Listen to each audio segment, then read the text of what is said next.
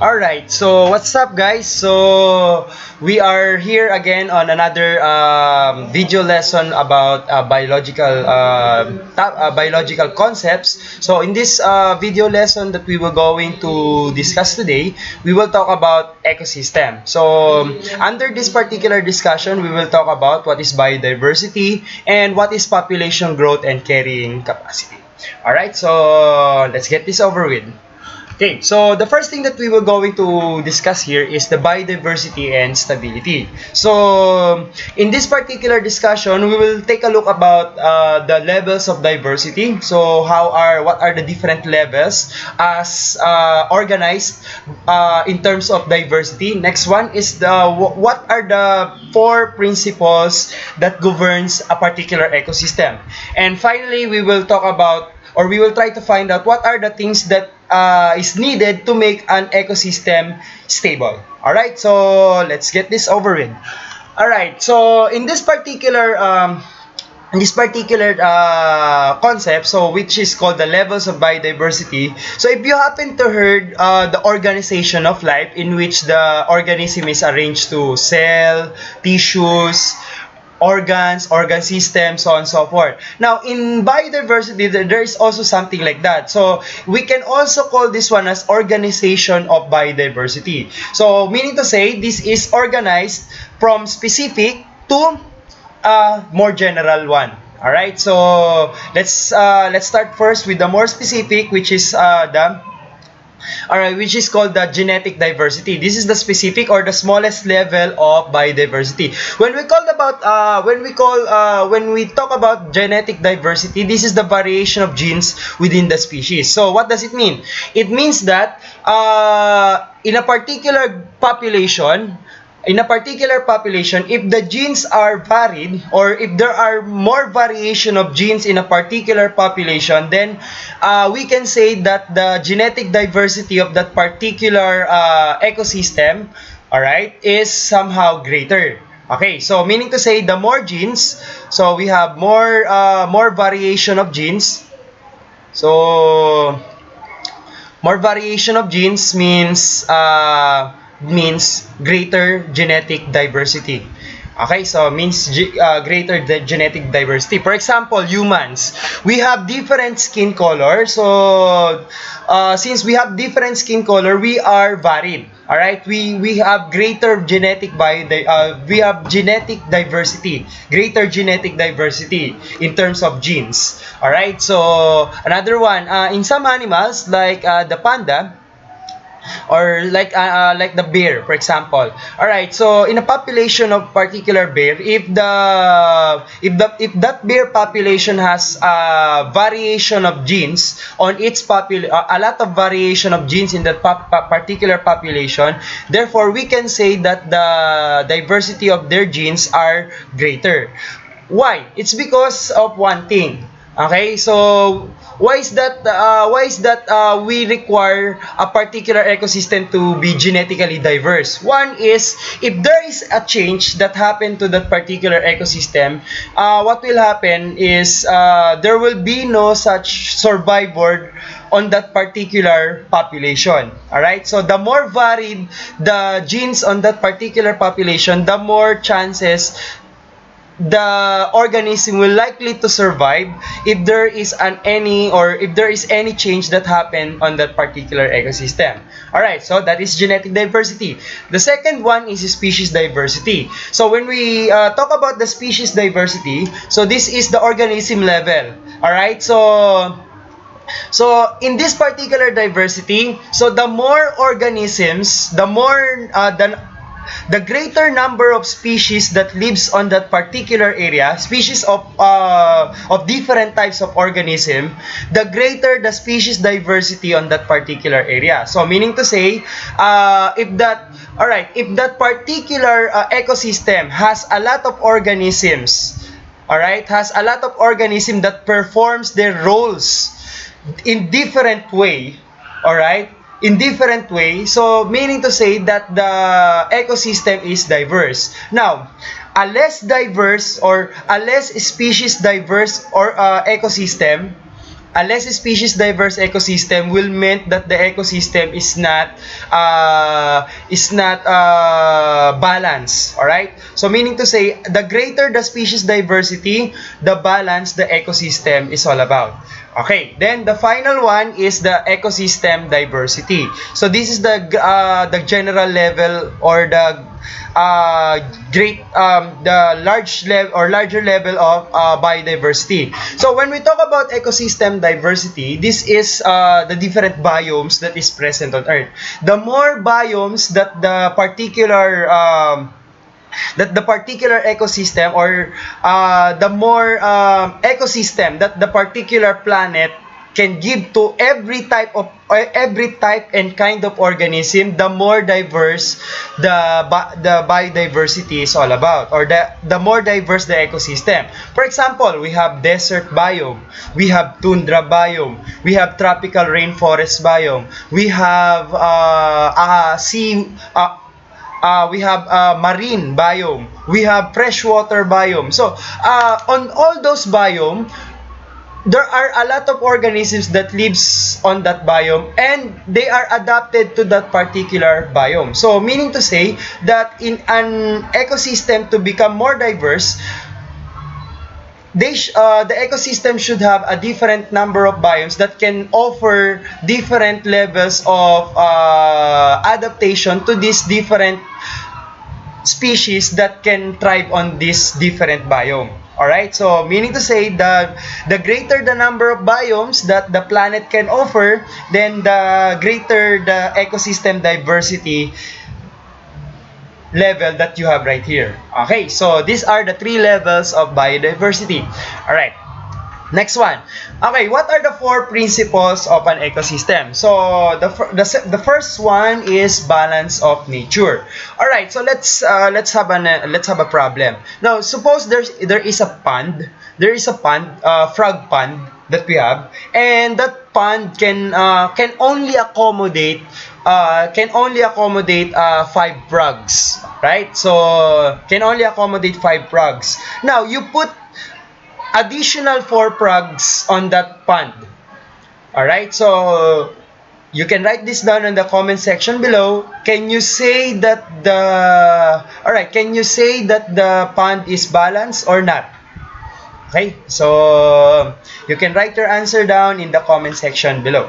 Alright, so what is balance in nature? Now, the principle of balance of nature means that all the processes in the ecosystem, the biochemical cycle, the nutrient cycle that we have right there in the ecosystem, what biochemical cycle? For example, water cycle, phosphorus cycle, carbon dioxide oxygen cycle, phosphorus or nitrogen cycle, something like that.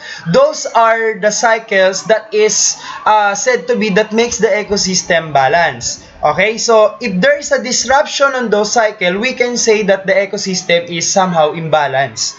Okay, another one, if the number of population on that particular ecosystem exceeds the carrying capacity, alright, exceeds the carrying capacity that the ecosystem can hold, so we can say that the ecosystem is imbalanced, just like the frog and then the number of frogs in the particular pond.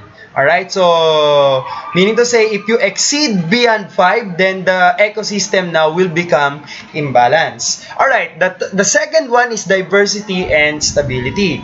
Now, just like what we talked about the levels of biodiversity, the more diverse in terms of species, the more diverse the ecosystem in terms of species, the more resilient and stable the ecosystem is all about. So what does why is it like that? It's because of one thing. The more organism means more roles in that particular ecosystem. Some organism can decompose, some organism can become a predator, some organisms can become a producer, some organism can become a prey or something like that. So the more roles that the organism are present on that particular ecosystem, then the more stable the ecosystem is. So technically, the number of food chain that is found on that particular ecosystem If that is greater, then therefore we can say that the ecosystem is stable. So moving forward, the next one is the finiteness of resources. Now, all resources here on Earth is non-renewable except the sunlight. Alright? So all resources are non-renewable. So right use, alright, right and wise use of these resources are is a must. It's because of their limited number in terms of amount. Alright, so that's the third one, the finiteness of resources. Then the second one, or the fourth one rather, so the fourth one is stewardship. So what do you mean by that? Everyone is a citizen of this planet. Alright, everyone is a citizen of this planet, and it means that we are not masters of this particular planet yet, but we can call ourselves stewards. So someone that can protect and someone who can maintain the balance of the ecosystem.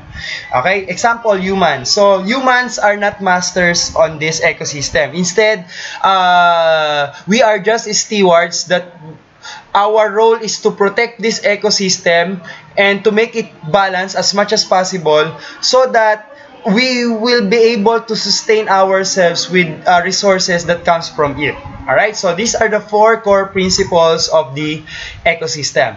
Alright, next one. Now, to become a stable ecosystem, you should take note of the following. Alright, one, favorable light. So, the constant amount of sunlight. Next one, sufficient rainfall. If there are sufficient, or if there are right amount of water that comes during the precipitation or during rainfall that is supplied to that area, then the ecosystem is somehow stable. Then ability to secure food. So meaning to say that all organisms there are getting their food.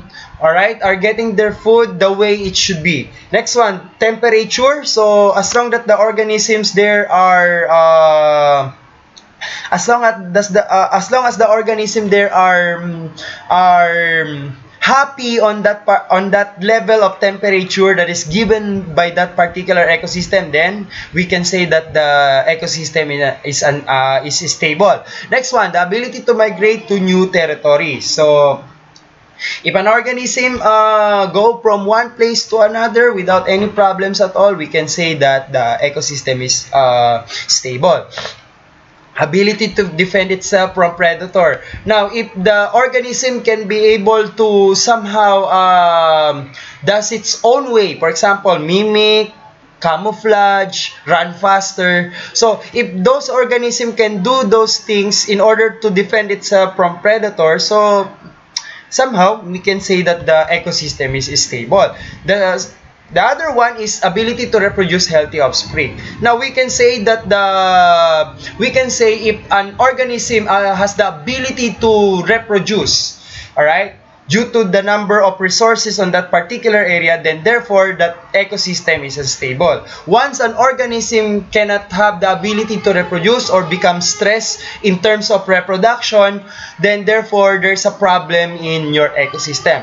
Then the next one is the ability to blend into the environment, so not as not to be eaten. So it is related to the other one, which is the ability to defend itself from predators. Next one, ability to compete with other species for food, shelter, and space. Alright, so in an ecosystem, competition is allowed. So we can, meaning to say that if there is a competition with regards to food, shelter, and space, so if you can compete on that without dying, alright, without dying, so therefore that the ecosystem is unstable. But in some cases, if you can compete but eventually you die immediately after that, during that competition, so therefore there's a problem with the stability of that ecosystem, because an ecosystem is stable if it can support everything that lives on that particular area. Next one, and the last, ability to adapt to new habitat and fast changing condition of the environment. So meaning to say that if an organism is be able to adapt, or be able to familiarize itself to that new habitat, so meaning to say that the ecosystem is a stable one.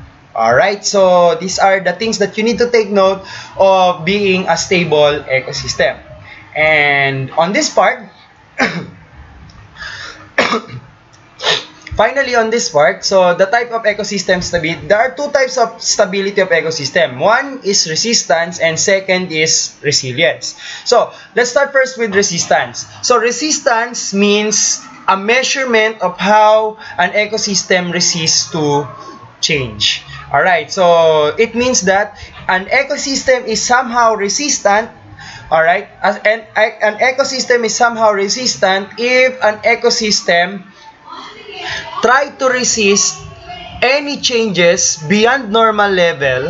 Alright, it can resist that particular change beyond normal level and becomes balanced again as fast as it could be.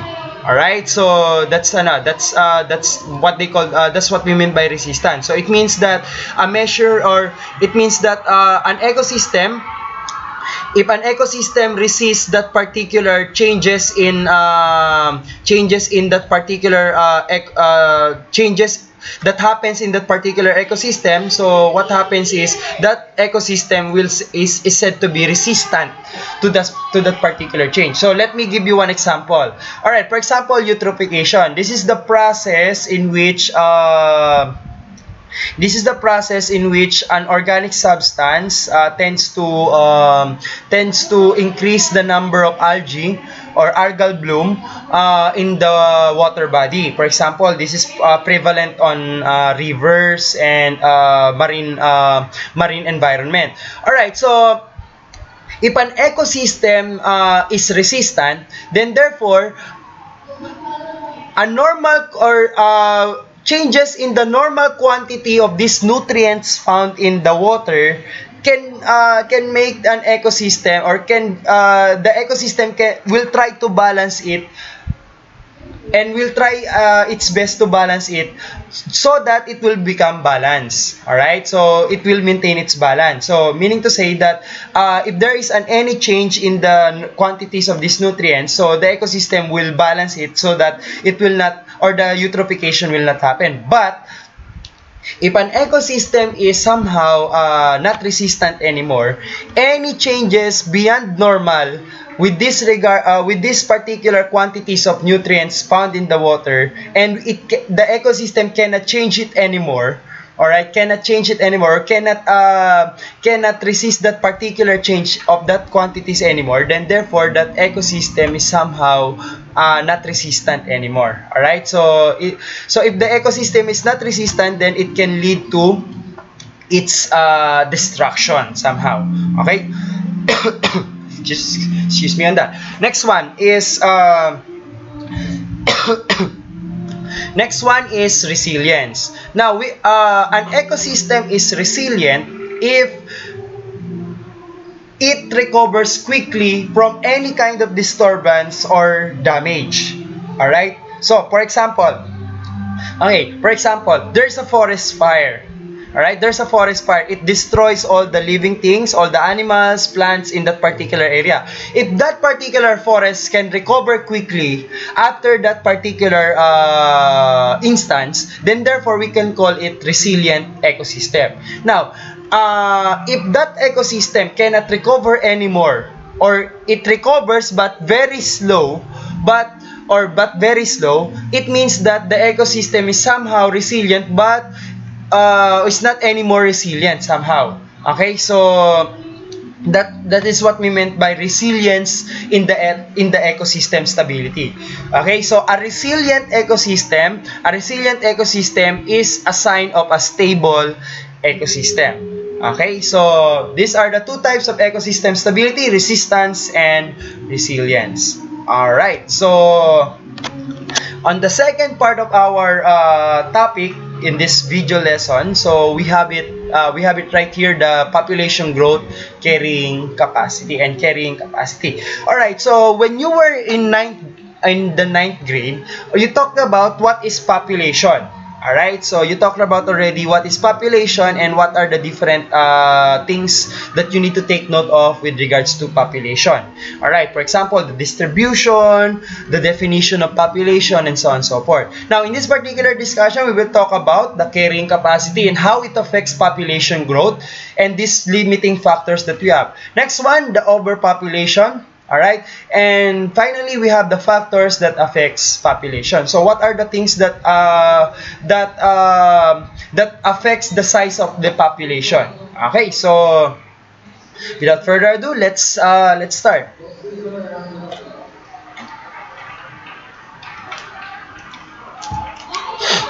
Alright, so what is a population?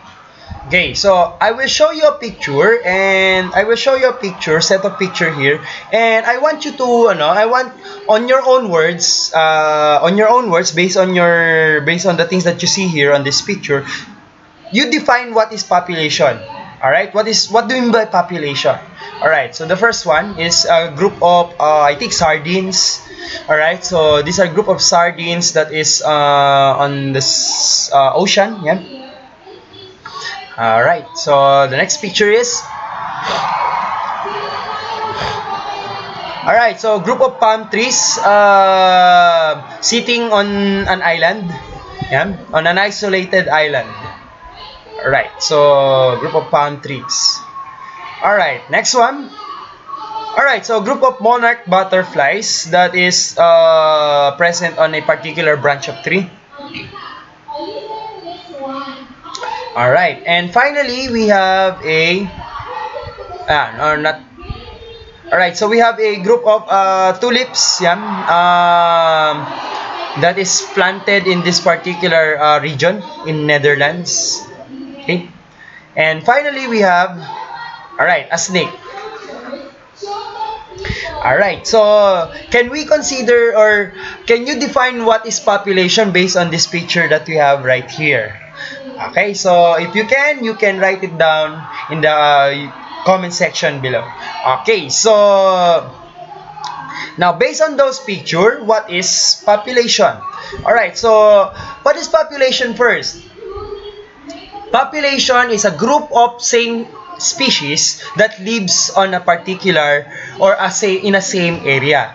Alright, so a group of same species that lives on a particular on a same area. Alright, so you have doubts if this one is a population. Yes, it can be a population. Maybe you don't know if there are more type of this snake that can be found on that particular area.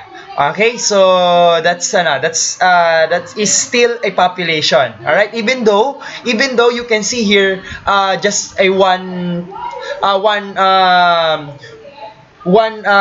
organism here on this picture, right? So that is a population. All right, so in this particular part of our lesson, we were going to answer what limits the population growth. Okay, so there are things that limits the population growth. All right, so okay, basically in reality, the growth of the population should be limited to some extent. All right, the population growth cannot grow exponentially. Okay, so the question here, what are the things that limits population growth? Alright, so let's answer first, what is a limiting factor? Alright, so limiting factors are the conditions of the environment that limits the growth of a species. So these are some conditions, not only conditions, also the resources, also it can be a resource, it can be a disease or something like that. Alright, so a limiting factor is an abiotic or biotic factors that prevents continuous growth of a population. So meaning to say that it can be associated to living things as well, and also with non-living things. Alright, so meaning to say that the non-living things can also take effect on the growth on the population. Alright, so limiting factor. So from the word itself, limiting. So meaning to say it limits something. Alright, it limits something. And what is that something? And that is population. Alright, or population growth. Alright, let's start first with the population limiting factors, which is the biotic factors. Alright. What are these biotic factors? These biotic factors is somehow associated to living, okay, living organisms in that particular area. Okay, so one is competition. All right. Alright, so competition. Competition is one of the limiting factors in terms of biotic ones. So what do you mean by this one? If an organism cannot compete anymore for food supply, water, space, energy, and so on and so forth, then therefore it can lead to the decrease in population of that particular organism that competes with other organism. Alright, so that is number one. That is the biotic factor. Next one. Okay, so not only with different organism but also with the same organism. For example, these two penguins can compete for energy, food supply, and water. Alright, also humans.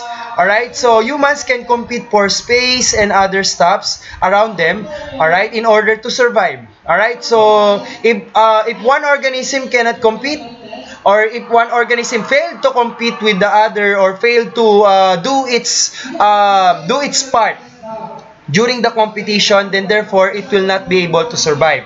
Then therefore the population growth is somehow will be affected. Alright, next one. Okay.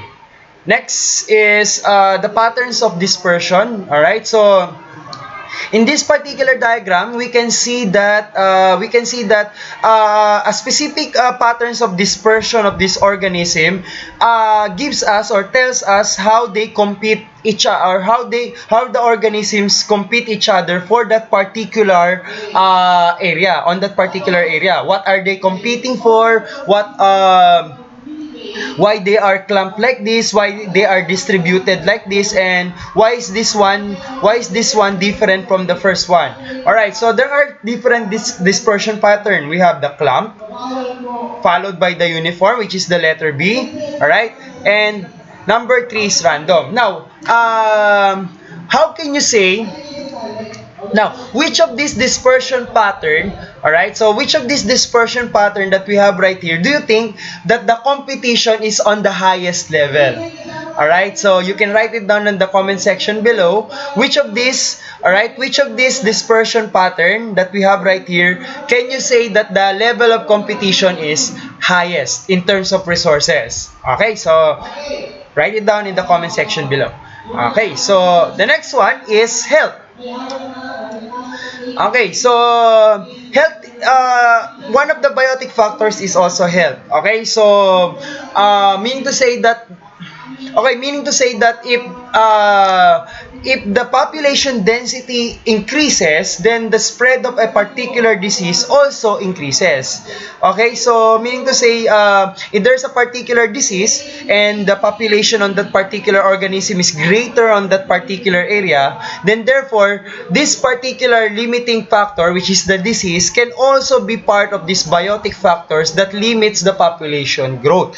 For example, in 16th century Europe, there is a disease called bubonic plague, and due to the idea that the Europe during that time is somehow populated, alright, not that populated the way we have right now, so therefore the spread of this disease is very rampant, then therefore there is a sudden drop in the population growth during that time. Alright, so meaning to say, I repeat, increase in population density, increase in spread of diseases. Alright, so another one is accumulation of waste. Alright, if you heard the news, one of these days, there are news that a lot of garbage that is thrown everywhere in the water or on everywhere.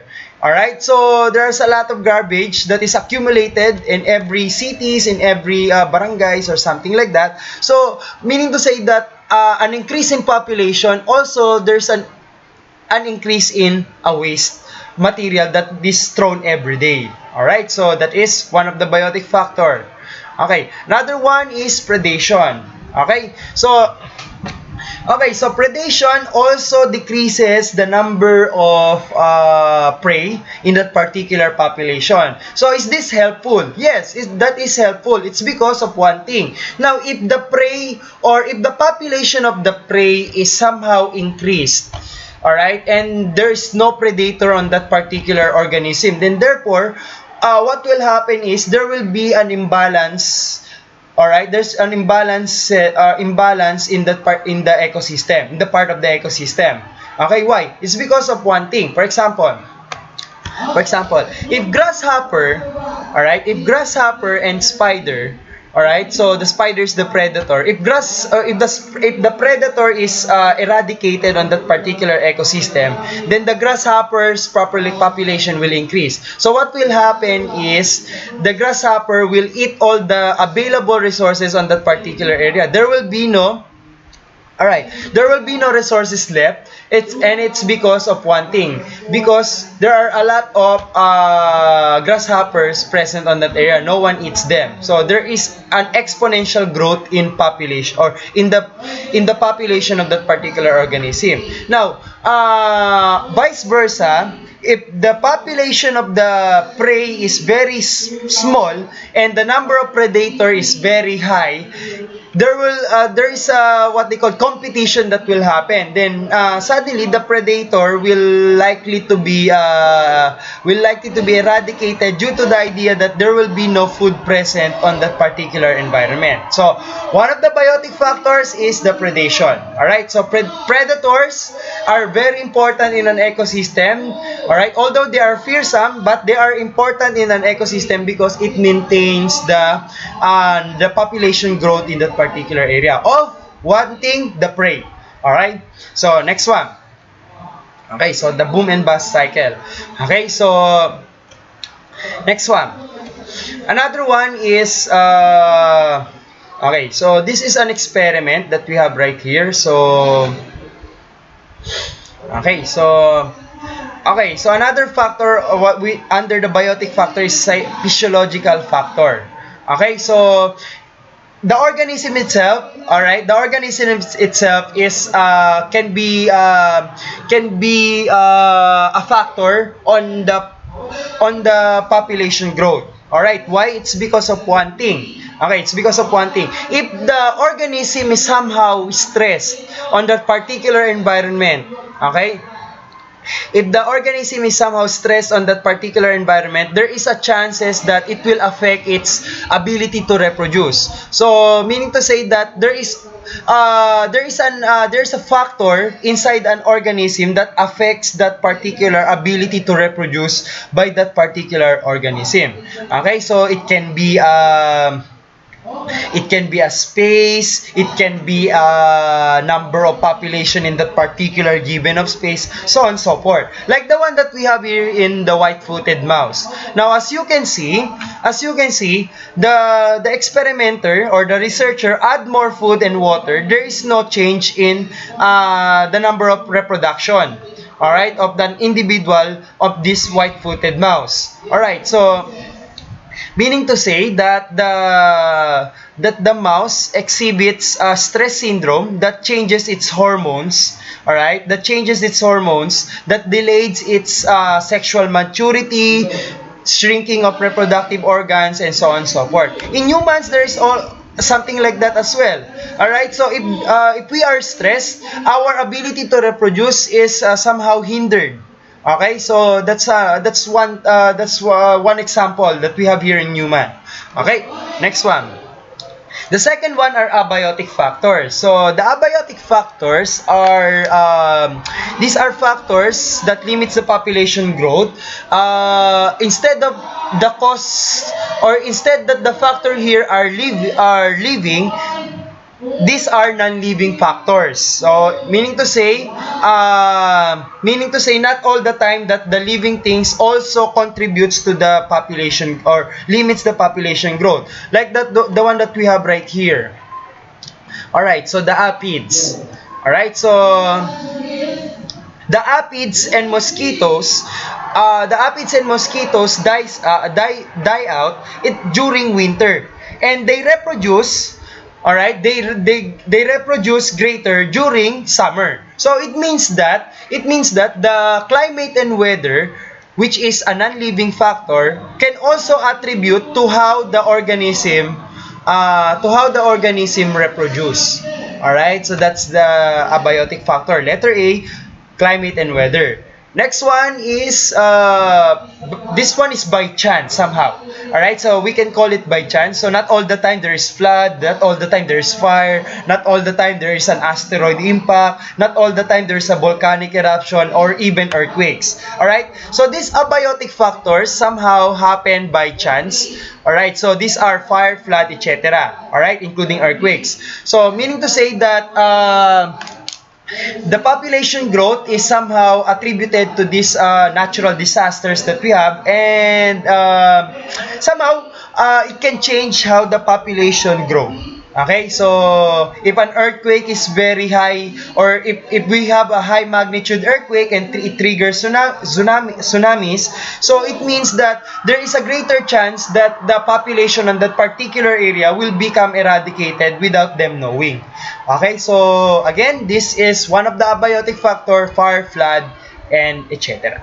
Alright, so that is the factors that limits the population growth. So we called it the limiting factors. Okay, next one. Okay, so again, before we leave on this particular topic, so limiting factors are always the things that controls population growth. They can be abiotic or they can be biotic factor. Okay, so population would continue to increase. Okay, so hypothetically, population will increase if they had all the resources they require. But in reality, these factors, alright, there is always a factor that limit their increase. Okay, so hypothetically, if all resources are given to that particular group of organisms, they will increase rapidly. But in reality, there are factors that limit their growth. Alright, so these are what they call limiting factor. Okay, now what is this carrying capacity? Alright, now because of this limiting factor that we talked about earlier, so meaning to say that these resources are finite. Alright, these resources are finite and the capacity for growth is connected to its carrying capacity. So meaning to say there is a certain level that the population will tend to grow, and once it reaches that level, that population will not or will become stable. Alright, eventually. Alright, so what is that level? That is what they call carrying capacity. So meaning to say there is a gray line. There is a gray line that dictates how many number of individuals that a particular ecosystem can hold. Alright, so that is what they call carrying capacity. Not all ecosystem can hold that many organisms. It has what they call carrying capacity. Okay, so as we talked about earlier, carrying capacity is the number of individuals of a species that an ecosystem can somehow support. Okay, I repeat, in reality, not all organisms can be held by an ecosystem. Alright, there is always a limiting factor that limits the population growth of this organism so that the ecosystem can support them. Alright, so if this particular growth is somehow uncontrollable, then the carrying capacity will be compromised. Then the population growth will also be compromised. Alright, so the one that we have right here is what they call the logistic and exponential growth. Just like what I've said earlier, if the resources are given to the organism, technically, the growth of the population is somehow exhibited like a J curve that we have right here. Alright, so this is an exponential growth. So it will continue to grow exponentially. So sometimes it looks like this. Right? So, yeah. So, if there's an unlimited resources, then an exponential growth can be attained by a group of organisms. Alright? So, Next one, and because there are limiting factors, so there is a gray area called the carrying capacity that limits the growth of the population, eventually enable it to become stable. All right, so meaning to say, so if the resources are unlimited to the organism, so it will grow exponentially. But if the resources cannot accommodate the number of population or the number of individuals that lives on that particular area, then therefore that's where the carrying capacity kicks in. So what happens is it controls the growth of population. All right, so some of the organism will die out because of scarcity of resources. So therefore, it will likely to unstable or to become unstable. Sorry for that word. It will likely to become stable as time passes by. So if you will going to ask, what if the population overshoots? What will happen? Overshoots the carrying capacity. So what will happen? So before I give the answer, you can write it down in the comment section. What will happen if the population growth overshoots the carrying capacity? What will happen to the growth of population? Alright, so okay, so if you know the answer, write it down in the comment section below. Okay, so let's continue. Okay, if the population growth overshoots the carrying capacity, what will happen is some organism will die out and eventually go back again to that, it will lower down the population growth and go back again. Then it will likely to become stable. It will become stable, or it will likely to overshoot again depending on the situation given to those organisms. Right? So as long that there is a carrying capacity, so there's a carrying capacity, so it controls the growth of population that we have on that organism. So this is the difference between logistic and exponential growth. Okay. So aside from limiting factors, there are other factors that affects population growth. One is immigration, the next one is emigration, the third one is birth, and the last one is death. Now, when we say immigration, this is the number of individuals that goes. All right, so that goes in. All right, goes in the population. All right, the number of individuals that goes in the population. All right, next one. When we talk about emigration, this is the number of individuals that goes out of that population. So that goes out. Right. Next one, birth is self-explanatory. So the number of individuals given birth by an organism, and that's the number of individuals that died off in that population. Okay, so how are these factors affects population growth? Now, you may want to prepare your calculator for this one, so that we can compute how these factors affects the population growth. All right, suppose that we have rabbits here. All right, so we have 1, 2, 3, 4, 5, 6, 7, 8, 9, 10, 11, 12. So the number of population in this particular area beyond this square only is the n is the population size. All right, so the n is again 3, 6, 9, 12. So there are 12 rabbits initially. All right, on your population that we have right here. Now, we were going to compute how the immigration, and birth and death affects the population growth. All right, so okay, let's start first with the first one, which is birth. Okay, suppose so suppose there emigration first. So suppose that there are two individuals that live that goes out of your population. So there are two individuals. All right, next one is, all right, so one here that we have, the one rabbit here gives give birth to 4 rabbits. Okay, so we have now 4 birds. Next one. Okay, so there are individuals that goes into your population. So these are the individuals that we have right here. The one that we have right here. So they immigrate. Alright, so they immigrate. The letter I. So there are 4 individuals. So the immigration is 4. Alright, next one is there are 2 individuals that died off. Alright, so the death rate, the death is 2 individuals. Alright, so the question that we have right here is what is the change in population? Alright, so what is the change in your population? And the second one is what is the population growth? Okay, so what is the population growth that we have right here?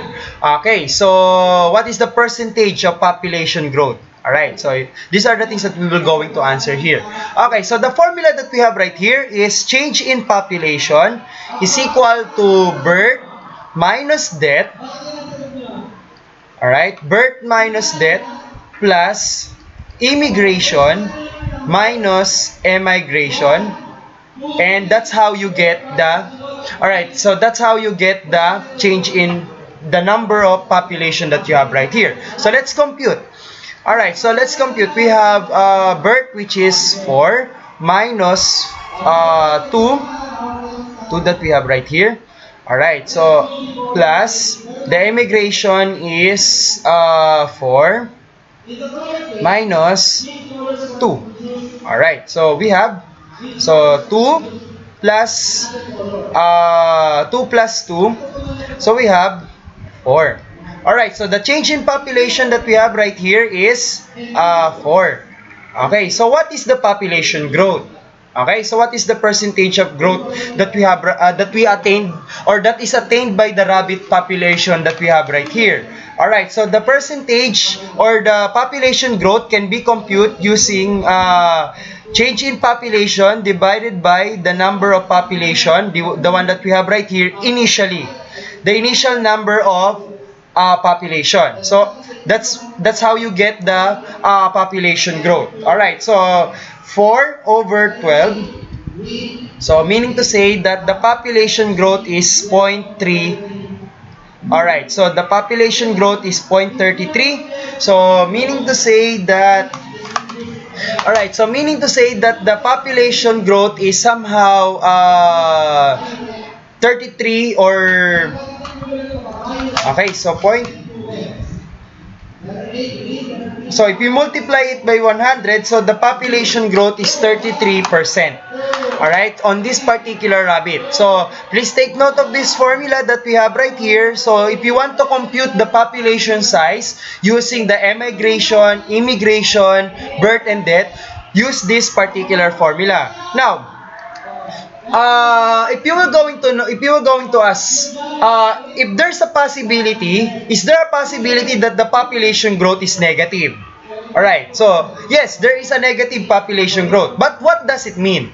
Okay, so you that is watching my video, so what do you think means, or what do you think if the population growth is negative? Alright, so we can achieve negative population growth. So what do you think are the things that you think of with regards to a negative population growth? So what are the factors? Alright, what are the factors that you think that produces a population growth of negative?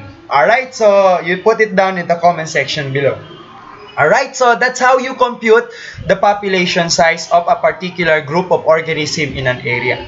Okay, so now population growth has somehow has more disadvantage than advantage, especially human population growth. Now human population growth tends to have an accelerated effect on everything that we have here on the planet. Alright, so one of those is global warming. Now, I want to say that global warming is natural. Alright, what I want to say here is accelerated global warming or man-made global warming, due to the idea that our favorite food or our favorite resource is fossil fuel. So we accelerate the global warming process by a faster rate. than the nature does it naturally. All right, so one of those is global warming, accelerated global warming. So take note of that one. All right, next one is pollution. All right, next one is pollution. So due to the idea that there are a lot of people on Earth, we are 7 billion now, all right, and counting. So meaning to say, as the population increase, just like what we talked earlier, as the population increase, then the increase in pollution in bodies of water and land are also greatest. All right, next one is habitat destruction. Okay, so due to the idea that we need a lot of food and other resources, we tend to destroy forests to give off to replace it with farmlands and other stuffs like subdivisions and mining areas, so that we be able to supply our needs of these particular resources. Now, when we destroy habitat, we also affect how the organism will likely to survive. We're likely to accelerate the events of extinction of some organisms in the long run. Alright, so because this organism lives on this particular area, like the forest, like this marine environment. So if we accelerate the destruction of this environment, we accelerate also the extinction event of this particular group of organisms. Alright, so for example, the recently extinct white rhino. Alright, so because of poaching. Okay, so another one is impacts of human activity. So that I forgot to include here is the so the increase in inequality.